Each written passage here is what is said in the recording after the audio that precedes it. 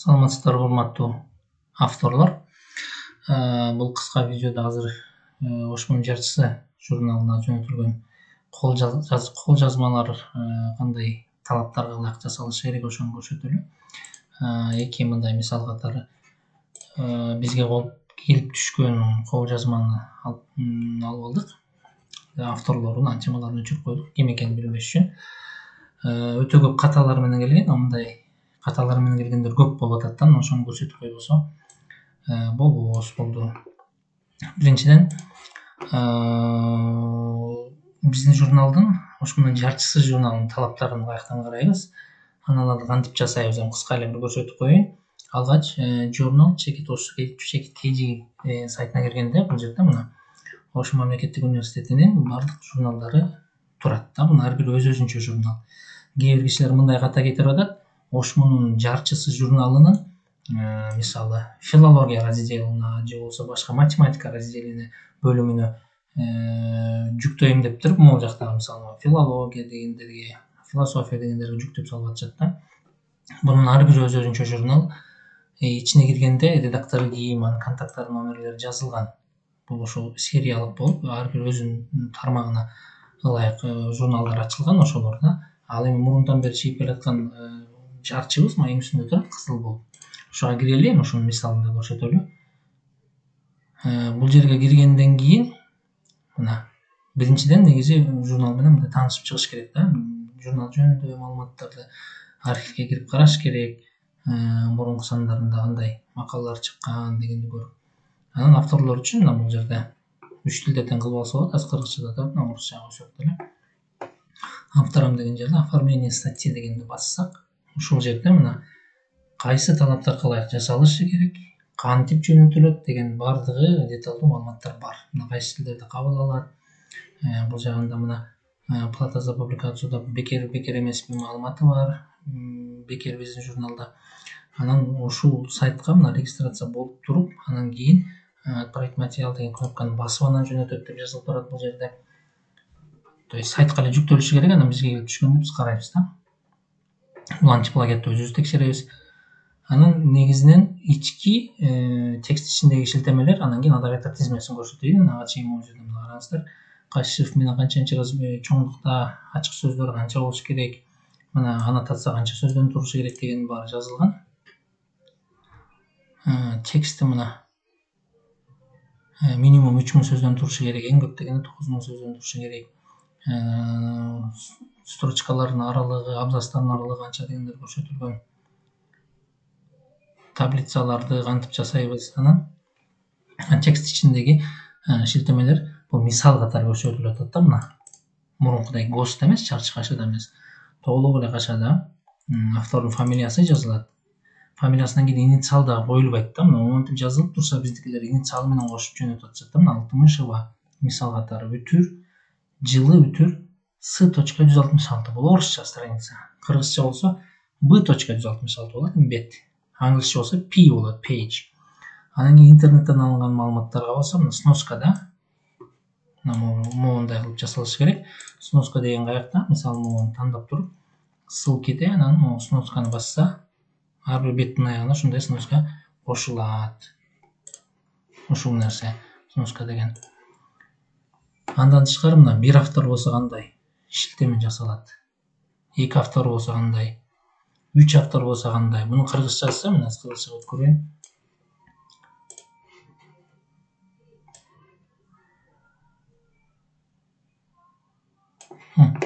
Кыргызчасы жана болот, мына B точка болот. 3 жанынан көп болсо 60 же B.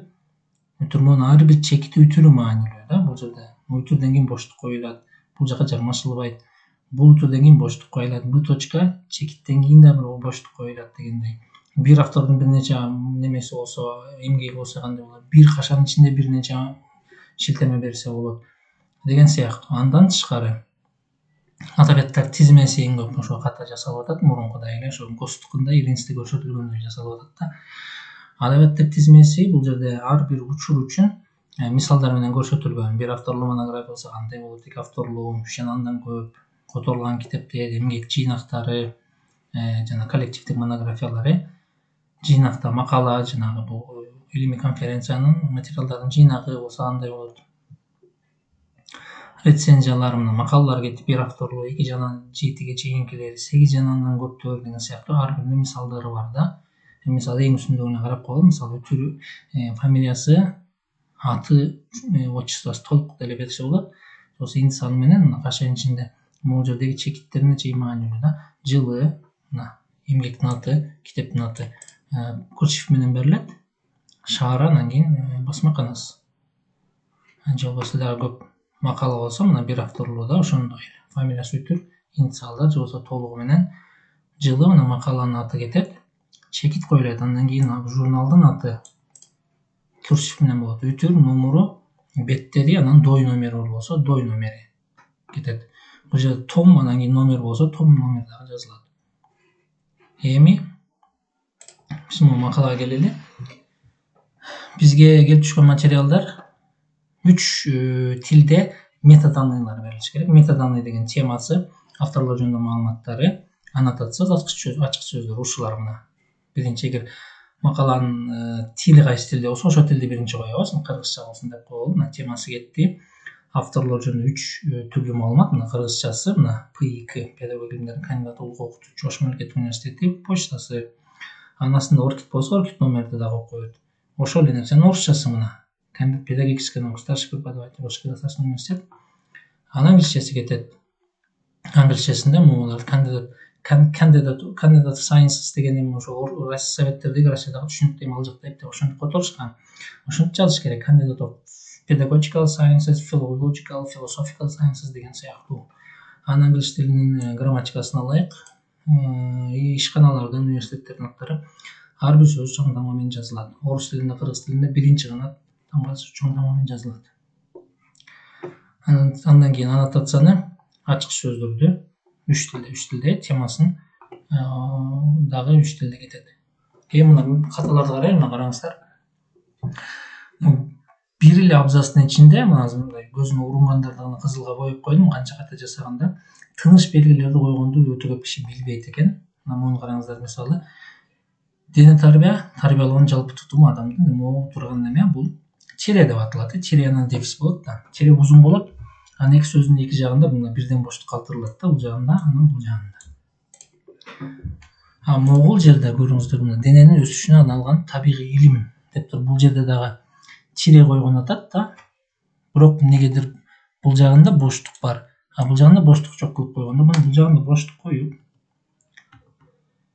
андан кийинки сөздү мындай кылып туруп пробелди басса, өзү мындай кылып тире болуп калат да. Бирок бул жерге болгондо да тире коюлбайт. Тире койгонду өтө көп жакшы көрүп атабыз эмнегедир. Анан муну караңыздар, тыныш белгисинде чекитке чейин бир боштук калып кеткен да. Мына бул жерде мындай кнопкалар. Ошону басса, скрытый символдор көрүнөт да. Бул ар бир жасаган биздин ар бир койгон пробелибиз, анан ар бир баскан энтерлерибиз, ал жөн эле бир бош көрүнбөгөн үчүн эч нерсе жок эмес да. Ал дагы кандайдыр бир символ. Мына муну бассак, ар бир пробел көрдүңүздөрбү, ортодо бирден чекит менен көрсөтүлөт да. Могу чекиттин ортосуна эмнеге бир пробел коюлган?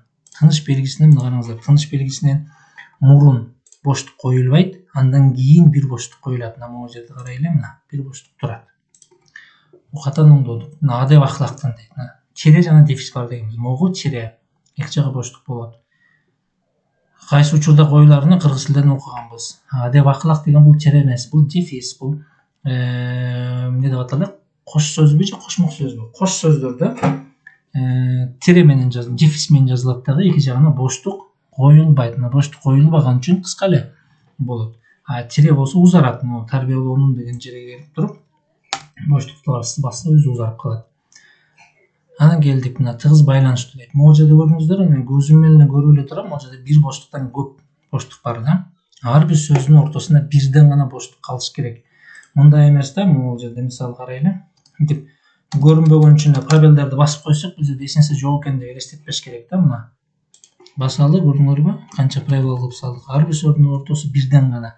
Мен айткам могу жерде көп деп. Көрдүңөрбү? Эки боштук турат чекит. Андан тышкары могу стрелка бул таптын символу, тапты да басып ийген да. Мындай кылып бир эле боштук калтырышыбыз керек. Могу жерде караңыздар, жана дегенден кийин эки боштук турат. Аны өчүрдүк.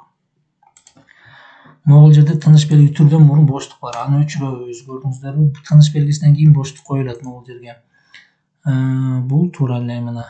Анан караңыздар, шилтеме койгондо да ошо көп киши ката кылат экен да. Мисалы, могу абзацтын аягына шилтеме койгул деп коелу. Гост менен деле болгондо деле мындай чекиттен кийин ачат дагы гост. Анан шилтеме коюп коет. Туугандар, бул шилтеме сен кайсы бир сүйлөмгө же сөзгө же абзацка тийиштүү болуш керек да. Бул абзацка тийиштүү болдубу? Демек ушул чекит менен бирге абзац бүтүп атат да. Биз ошо чекиттин ичинде болуш керек, абзацка тийиштүү болуш керек да. Мына өнүккөн деген жерден кийин боштук калтырып туруп, анан кийин кашаны ачып туруп, ичине шилтемебизди жазып туруп, анан кийин бүтүш керек да. Бул жерде эмне кылган, караңыздар. Окутуу менен тыгыз байланыштуу деди. Могу шилтеме ошого байланыштуу, ошол жерден алды. Чекит кана сүйлөм бүтпөй эле уланып атабы? Каша менен сүйлөм бүтпөйт да, чекит менен сүйлөм бүтөт. Каша бүтөр менен жабыш керек, чекитти коюш керек. Андан кийин сүйлөм баштала берет. Андан кийин мына моундай инициал кыскартылгандан кийин Н точка, Г точка, анан могул жерге боштук калтырыш керек. Буга жармашып кетпеш керек буга. Могул жерде да ошол маселе. Мына мектеп жашына чейинки кенже балдарда диний тарбиянын каражаты балдардын гигиенасына көңүл буруу. Могул жерде боштук болуш керек. Мына узун чери болуп турат, бирок эки жагында боштук болуш керек. Анан могул жерде караңыздар, каша менен иштегенди билбегенди, кашадан мурун, кашанын сыртында мына. Кашанын сыртында бир боштук калтырылат. Бирок кашадан кийин боштук калтырылбайт. Мына өчүрөбүз. Бытырчаны жан жака мына тыныч белгисинен кийин бир боштук калыш керек. Мына үтүрдөн кийин бир боштук калыш керек. Могулдагы бул жака жармаштырып салбаш керек. С чекиттен кийин боштук калыш керек. Анан туура тамактандырууду эсептегенден кийин шилтемени койдук дагы, чекит кана чекит. Могул жерде эки боштук бар. Азыр мен карасам, мына эки боштук бар, көрдүңөр. Бул жерде чекит коюлат, анан бир гана боштук кетет. Белдик мына кыймыл аракет ушул эле нерсе. Узун чире болуп калган биринчиден. Узун эмес, кыска эле кыймыл аракет дефис менен жазылабы, ачыгы менен азыр эсте жок. Кыймыл аракет дей турганыбыз кыска эле болуш керек. Мына боштук калтырбай туруп эле ортодон бир дефис коюп коебуз. Көрдүңөрбү? Бүтүрдөн кийин боштук болуш керек. Жардам берет деп турат, мына карагыла. Кашанын сыртында боштук болот, кашанын ичинде боштук болбойт. Бул жагында да аягында боштук болбойт. Бул жерде бир боштук да тура, бүтүрдөн кийин бир боштук болуш керек. Сыдан кийин эмнеге чекит коюлган эмес? Андан кийин болушуна жардам берет деди, кашанын шилтемебизди бердик. Бул жерде эмнеге чекит жок? Чекит болуш керек. Кийинкиси эң биринчи дейт. Бул жерде эки боштук болушу мүмкүн. Мына эки боштук экен. Буну өчүрдүк. Өчүргөндөн кийин ушундай кээде шалакы ң дегендерди кээбиркилер жазылбай эле кете берет. Биздикилер да шалакы мамиле кылат ошогочу. Эң кылыш керек. Анан бул видео негизи тыныч белгилери жөнүндө, анан могул жерге ошого карабай шилтеме деп жазып койдум. Муну карап көрүңүздөр. Маалыматтык коммуникациялык технологиялардын өнүгүшү менен катар телефон, гаджеттердин көп колдонулуусу, электрондук тамеки чегүү, энергетикалык суусундуктарды көп пайдалануу келечек модун ден соолугуна олуттуу зыян алып келүүдө. Деп бизде негизи ошол ушундай болуп атат. Ушуга окшогон сөздөр жазып кое берет да элдер, шилтеме беришпейт да. Буну каяктан алдык, мындай жөнүн абадан алып коюш деген нерсе болбойт да илимий макалада. Сен бир нерсени айттыңбы, бирөөгө зыян берип атат, пайда берип атат дедиң, аны каяктан алдың, кайсы эмгекке таяндың, ошо шилтеме бериш керек да могул жердечи. Буга окшогон көп мындай тексттерде. Жөн асмандан алып жазып кое беребиз да. Мону караңыздар, мына тыныч белгисинен кийин чекиттен мурун боштук жок болот. Чекиттен кийин бир боштук болот. Бул жерде карагыла, мына боштук болуш керек. Кут билем деп гезитке шилтеме жазып атат, туура эмес жазып атат гезитке шилтемени. Ошончо деле мейли, мына кашадан кийин чекит коюлушу керек. Мүмкүнчүлүктөрдү бере калат дейт. Мына чекит бул жерге коюлбайт биринчиден. Боштук болот. Анан могу кашанын ичине боштук калтырып койгон үчүн бул жака бөлүнүп кетти. Мына буну боштук жок болот, Бүтүрдөн кийин боштук. Бүтүрдөн кийин боштук. Чекиттен кийин боштук. Анан бул жердеги чекитти мына кашадан кийин бериш керек болчу. Мына чекит. Анан бул жерге дагы эки боштук калтырып койгон окшойт. Эки боштук. Аз айттык. Иштебичи, көрүнө эле турат могул жерде бир эмес эки боштук экени. Көрдүңөрбү? Эми эгер мындай сыйлуу жакшы бир журналдарга örnek атса, мындай нерсени карап туруп эле жооп деле бербей коюшат болуш керек, кабыл албай коюшат да. Анан моуну караңыздар, ошо өзүнүн текстине болгон шалаакылыгы эмнеде көрүнүп атат. Бул негизги максаттын алкагында төмөнкү суроолорго жооп алганга аракет кылдык дептир дагы. Бул дагы суроо турат. Анан бул төртөө. То есть буну өзүнчө кылып бөлбөй койгон мындай кылып enter менен. Анан бул суроолордун катарына кошпой койгон да. То есть өзүнүн текстин эптеп эле жазган шалаакылык менен. Буну кошуп, анан кийин мындай кылыш керек болчу. Моуну караңыздар, кесип көйлөгүнө үтүрдөн мурун боштук коюлбайт. Дагы кетип атабыз, мына үтүрдөн мурун боштук коюлбайт. Бул модель болгондой баяндоону максат кылган бир изилдөө ыкмасы болуп эсептелет. Ошо мен айткан тиреге эмнеге көп кызыга беребиз? Орус тилинде көп болот экен, ошонун аркасы менен тире койбой деле жазса болот бул жердечи. Бул модель болгондой, болгондон кийин үтүр коюлбайт, болгондой баяндоону максат кылган ыкмасы болуп эсептелет. Бул жерде мына кашан сыртына бир боштук кетет, ичинде болсо боштук болбойт. Үтүрдөн кийин бир боштук, үтүрдөн кийин бир боштук. Муну эмне мындай жазып койгон? Шалаакылыкпы? Чекит, сыдан кийин анан боштук. Анан бул жерде эки боштук турабы, мына. Боштук. Кашадан кийин чекит коюлат, анан боштук калтырылат. Бул жерде эмне болгон? Мына кашанын ичинде бир боштукту алып салыш керек. Үтүрдөн кийин бир боштук, үтүрдөн кийин бир боштук. То есть мындай кылганда ар кайсысын ар кандай жазган. Бул жеринде жогору жакта турат. Сыдан кийин чекит койгон, бул жерине чекит койгон эмес да. Эптеп эле жазган нерсе мына. Чекит коюлат. Анан бул жерде чекит жок. Эмне, сүйлөп бүткөн жок бу жер. Чекит коебуз. Буну караңыздар, мына үтүргө чейин боштук болбойт. Анан бул жерде жооптордун мисалын берип туруп түшүнбөдүм жана канааттандырат, жок ооба сыяктуу деп. Бул жердеги жаананы алып салып, мына неге могу экөөнүн ортосуна же үтүр жок, же башка жок, канааттандырат, үтүр жок. Жок дегенден кийин анан жана ооба сыяктуу, мына тырмакчадан кийин неге боштук жок? Тыныч белгисинен бир боштук кетиш керек. Бул жерде эки боштук болуп калган, азайттык. Жана башка деген быдан кийин неге чекит жок? Чекит болуш керек. Эки боштук кеткен окшойт. Эки боштук экен, азайттык. Анан могу тырмакчаны караңыздар, тырмакчалар коюп келе бергенде могу жерде бир тырмакча жабылып атат. Бул жабылган тырмакчанын ачылышы каякта, мен мисалы көрбөдүм да. Мына башы гана тырмакчанын аягына. Шалаакылык бул дагы. Мына Баяманов Жана Жамбаев дейт. Муну туура кылыптыр, жана дегенде. Үтүрдөн кийин боштук, үтүрдөн кийин боштук. Сыдан кийин неге чекит жок? Анан неге сүйлөм бүтүрбөй? Могу боштукту биринчи жоготобуз кашанын ичиндеги. Анан кийин чекит коебуз.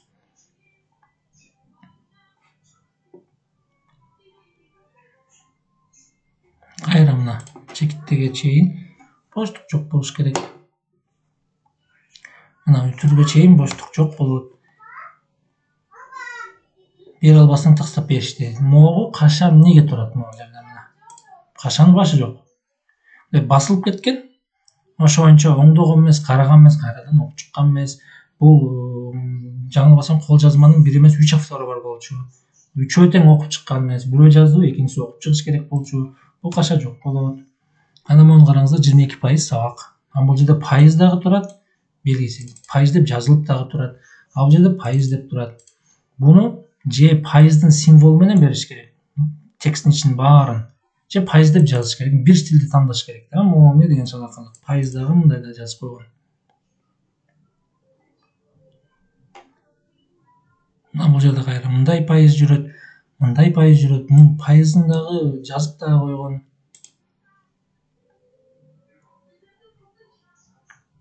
Могул жерде эки боштук болуш керек, мына эки боштук экен.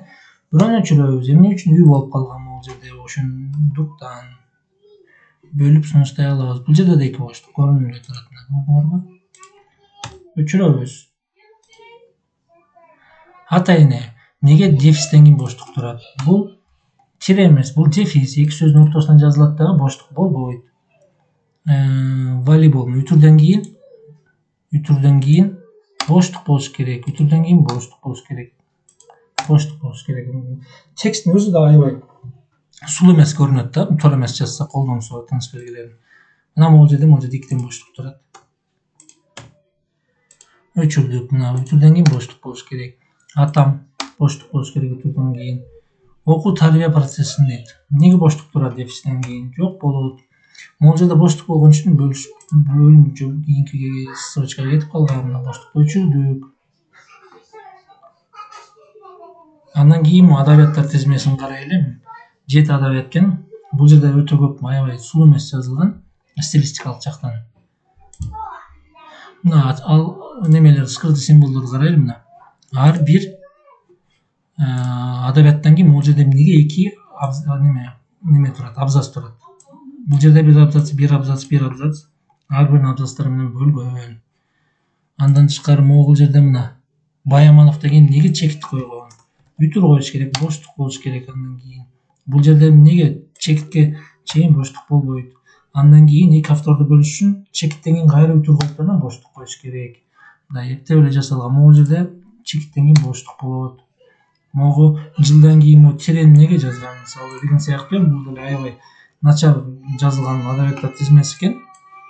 Кантип жасалышы керек экендиги биз сиздерге ошол ката жасаганда могу ушул беттин шилтемесин улам жөнөтүп атабыз. Мунун баарын окуп чыгыш керек эринбей. Дүйнөдө бардык журналдар ушунча кылып талаптарды жазат. Биз да жөнөткөн аларды окуп, бир журналдан отказ алгандан кийин башкасына өтүп, анын кайра баштан аякка ошонун талаптарын ылайык салып, ага кайра жөнөтүп, бул негизи макала жазуу, жөнөтүү, чыгаруу деген нерсе өтө узак процессти, анан көздүн майын ала турган процесс. Ошого даяр болуш керек. Эң негизгилерин алып көрсөттүм окшойт. Андан кийин могул жердеги негизи эле ошо Word'ду жакшы колдонгонду билбегендиктен неме кылабыз да, көп нерсени пробел менен чечкенге аракет кылабыз да. Мына могул жерде караңыздар. Скрытый символдорду алып карасам, эч могул жерде неме жок да. Пробел койгон эмес мен. Буну эмне кылгам? Муну тандасаңар эле, мына көрсөтүп турат. Оң жагы менен тегиздегем. Ушуну тандап туруп эле мына сол жак менен тегиздесең бул жакта турат. Ортого десең ортого чыгат да. А биздикилер эмне болот? Буну билбейт дагы. Бул жерде турган кебетесинче мына скрытый символдорду ачып коеюн. Бул жерден пробел менен оң капталга алып келишке аракет кылат да, мындай кылып. Ар бирин ушундай кылат. Тегиз болбойт, бунусу алдыда астыда болуп ушинтип коюп коет да. Анан могул жерлерине пробелдерди кое берет, тегиз эмес кылып, ар кайсы жерине караңыздар, тегиз болбойт. Бул жерге сүйлөм бүткөндөн кийин башкача пробелден коюштун кереги жок. Мына мунун баарын тандап туруп эле оң каптал менен коюп коебуз, болду. Теманы ортого коебуз. Бүттү, болду. Абзацтарды, могу жасаган абзацтарды могул жерден мына коет. Мына көрдүңүздөрбү? Асты тексттин баары, үстү болсо биринчи строчкасы абзац. Анан ошону бирге коебуз. 1 сантиметр ичкериден деп жазылып турат сайттачы. Анан буну мындай кылыштын кереги жок да. Биздикилер эмне кылат? Мунун башына коюп туруп, анан тапты басып коет. Тапта настройкасы эгер могул жерде болгон болсо, бул жерге туруп калат да. Тап дегенди басып отурбай эле бир нече абзацтарды тандап туруп эле мындай басса, абзацы 1 сантиметр ичкериге кирип калат. Негизгилери ушулар. Анан эң чоң каталар эмне болуп атат дедим? Адабияттар тизмесин бул жакта көрсөтүлгөн мисалдарды карап жасашы керек. Андан кийин текст ичиндеги шилтемелер мына.